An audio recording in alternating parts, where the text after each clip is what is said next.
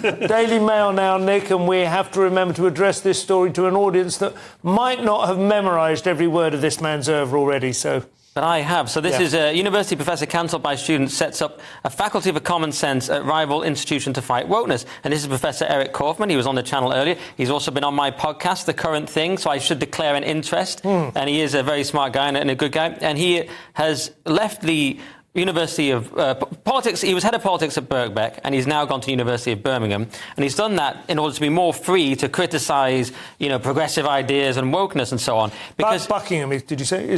It's University of Buckingham. Buckingham, yeah, which is a private university, isn't it? It's an unusual one. It's not part of the same system. And he said to me tonight, it's one of the only in the sort of 181, apparently, that there are. It's the only one that would be prepared to do this. So it's shocking. And it's run by, I'm sorry to keep interrupting, but I'm quite interested by this, run by Anthony Selden, who used to be the headmaster of Brighton College, famous private school in Brighton, but was also Tony Blair's great biography and a very sort of strong Blairite. But anyway, Well, so what I mean is he's not anti-woke as an institution, University of Buckingham. It's not some weird far-right like that one in Texas. But they're the only one that are prepared to even countenance a different attitude. So he felt he was getting... in the article it says cancelled by 1,000 cuts. He had internal reviews, he had Twitter pylons, he had open letters, just for having his own views. One thing they try and get him on is nonsense about identity, as if he's like some sort of white supremacist. But he just pointed out things like apparently the identity in-group preference has no psychological relation to the out-group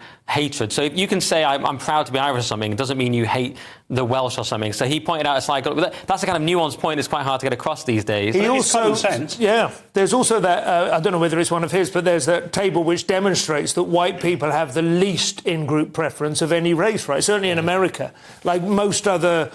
They break them down, Latin or black or Asian, whatever, all think of their group as best. White people think of their group as not best. But he called, on my podcast, he called wokeness an iron fist in a radioactive velvet glove. So you can see why he's not the fan of... He's not, he doesn't get on so well with the woke institution. Where would you even get a glove like that? I know. University of Buckingham. Go on, Paul. Superb just listening to you guys talk about this, and...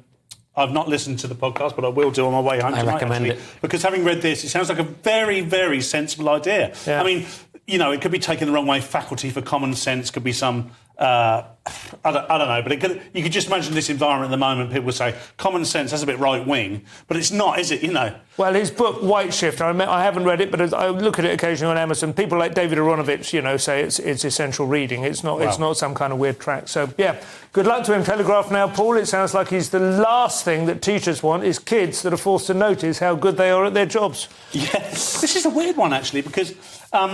overwhelmingly, let me read the headline first so we know exactly what I'm talking about. School phone ban will make classroom behaviour worse, claim teaching unions. So union leaders have attacked the proposal of claiming it could create problems for teachers trying to enforce discipline. Now, enforcing discipline is kind of part of the job as a teacher. But let's park that for a moment, because I think we probably all understand, even though Nick hasn't got children, it's not...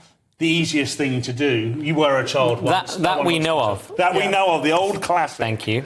But my gut feel is that it is a good idea not to have these distractions within the classroom. Now, I sort of rack my brains on this and say, am I saying that because I didn't and I'm old-fashioned in some way? But no, of course not. Any distraction of any kind, whether that... whatever that might be, I agree. It has to be a bad idea. It seems to me like they've framed it in this way that they're saying it will make it worse rather than letting the kids have phones. I think what they're really saying is this needs to be part of an integrated programme so that parents have some more support. There needs to be more help in the school to remove and enforce the discipline of them not having phones. If you just say no phones, but you leave that up to the teachers to enforce it, then they've got an extra job. I think that's roughly what's going on. That's more generous. I just thought it was a bit of a wet piece.